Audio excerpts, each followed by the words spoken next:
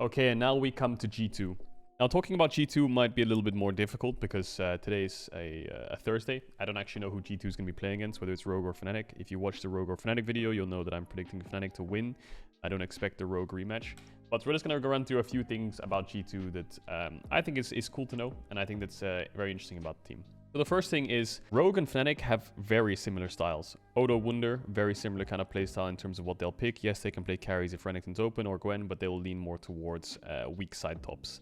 Jungle, Malrang and Razork, pure early game. Mid lane, Caps and Humanoid, Larsen and Humanoid, very similar ways of playing the game as well. Very similar champ pools. It's very metas orientated, and bot lanes similarly in that pool. I think that they both have very similar styles as a team, that they're very bots focused, whereas G2 is like the exception. Fnatic and Rogue will be the clash of styles, and they will come towards, one of them will come towards finals with that similar style. Rogue maybe lean towards bot a little bit less, but I think they're both very, very similar in the way that they play the game. But G2 are the only team right now in Europe who can play top side or bot side. They can choose, and they choose depending on their draft. There's going to be drafts where Draven's open, and G2 will play for bot, and they will get bot ahead. Whereas there's games where they'll pick Senna Seraphine, and they will play more towards top side. And Caps will actually roam on Azir towards top and dive the enemy top laner in these games. And you'll have games like this where G2 are forcing 3-man dives top. This one backfires. We'll see Caps go up there a little bit later on and try to stack wave top and dive Odo. Basically, G2 are very top leaning when it comes to playstyle, and they're more so bot leaning when things like Raven are open. Yeah, here's another example of how G2 play the game when they draft Seraphine Senna. Often you'll see the maps in states like this, where jungle mid are leaning top to dive for Broken Blade, whereas their bot lane is giving up bot and they're running towards mid. This is very important, actually. I think G2 are very smart at playing weak side bot, you know. They're under threat of dive. A lot of bot lanes here would either 1, stay and die, 2, base and run top. But if you think back to G2 with Caps and Perks AD carry, Perks would do this a lot, where he would give his bot tower, run mid on Kai'Sa, push out mid, and they will play on 2 lanes for tempo instead of 1. And then they actually have threat of top tier 2, right? Because they can move into top fast. And they never drop mid push. I think G2 here, their bot lane's very smart at the way they move them around the map when they're playing weak side, because there's a case here where they back off bot and base and run top, or they try to contest bot wave and mid gets pushed in, and then it's Rogue who can play on 2 lanes instead of G2.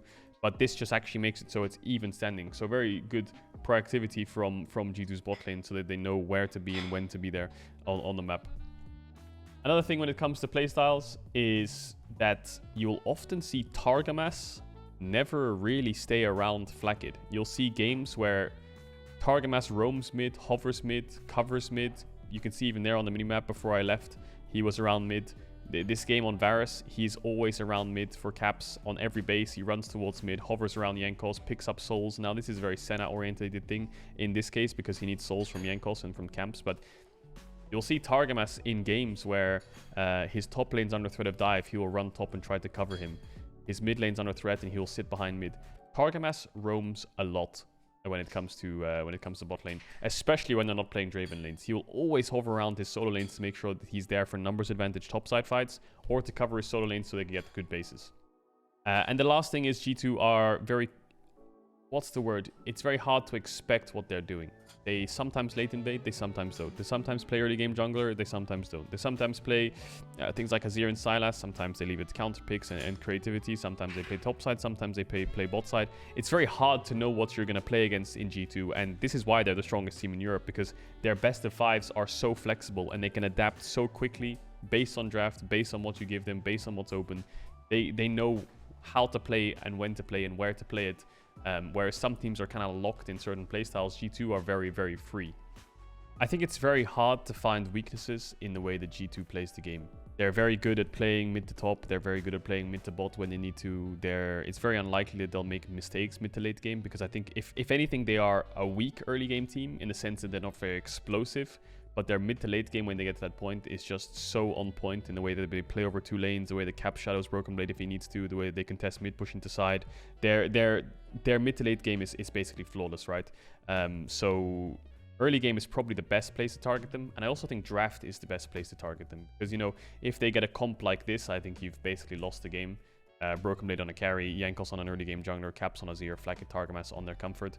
There's many iterations of that where I feel like G2 are basically playing blind pick at a point. But we'll go to G2 first as the drafters. Now, G2 have a 100% ban on Poppy.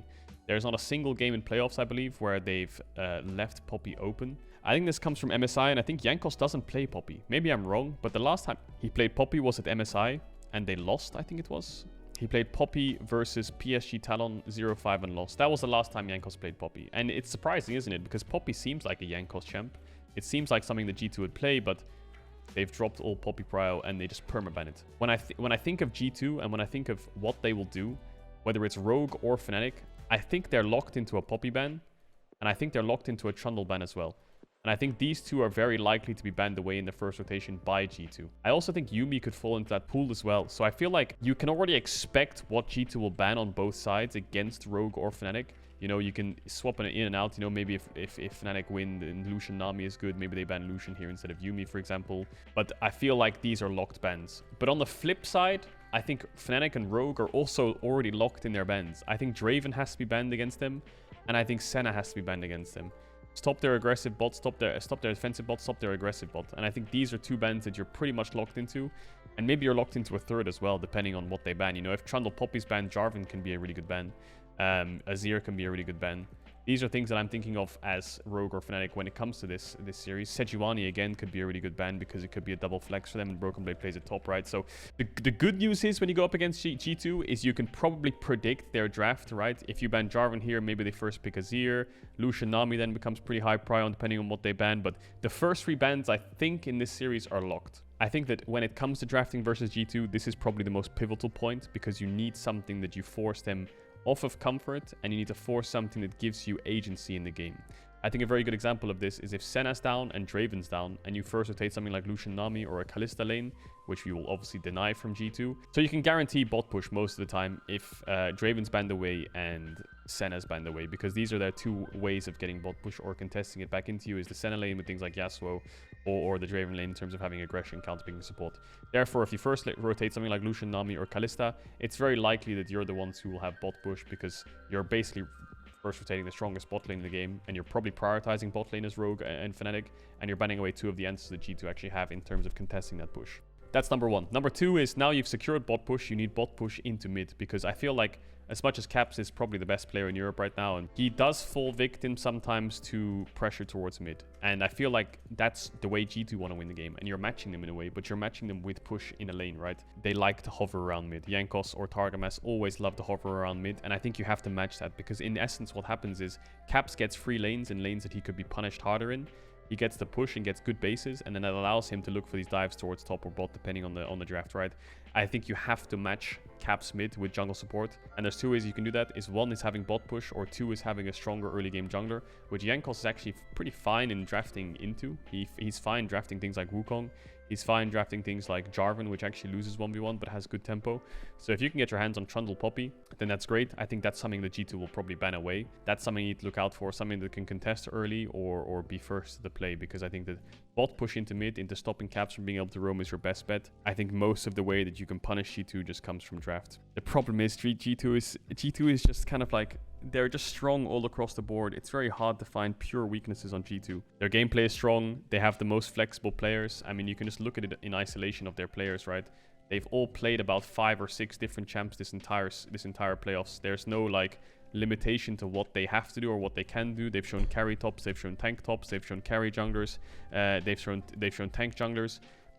Caps can play carry mids, roam mids, Renekton's, Varus's into Azirs. They have Seraphine bots, Yasuo bots, Lucian Kalista lanes, Draven lanes, Lucian Nami, Tahm Kench lanes if they need to, Lulu, Rakan, Senna. Like, this team is so flexible, and you need to get a good draft against them to actually have a way to win. You know, you need to have this bot push into mid to shut down Caps, to actually get a good draft to the point where you've taken off Draven and Senna. Top matchup depends on who goes through with Wunder, because Wunder has his weird picks like things like Shyvana and Gragas, and Odo could have things like Kennen up his sleeve. But drafting against Broken Blade, again, is really hard, because if Sejuani's open, they'll first pick it and they'll flex it between top and jungle. If it isn't open, it's very likely that you're going to be early rotating things like Ornn or Renekton, and he'll be picking Aatrox or Yone into it. So I think red side is the best against G2, even though they've only lost one game so far, and it's also on the red side. I think red side is the best to ensure support or top counter pick.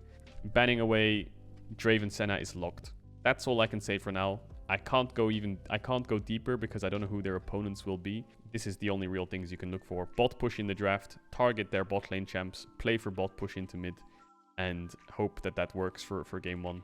Otherwise, you're going to have to swap it up a bit and then match their top side, which I think is hard. I think Rogue and Fnatic, it's very hard for them to throw their plans out the window and say, we're going to play a roaming mid into top, we're going to counter pick top with a stronger carry into Broken Blade, and we're going to be the ones diving him.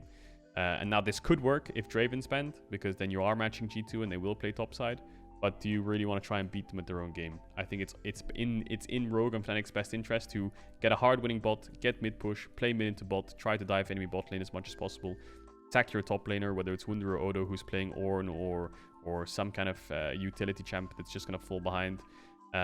What I don't want is I don't want them to draft things like Kalista lanes, roaming mids like Atelier, and then a Renekton as well.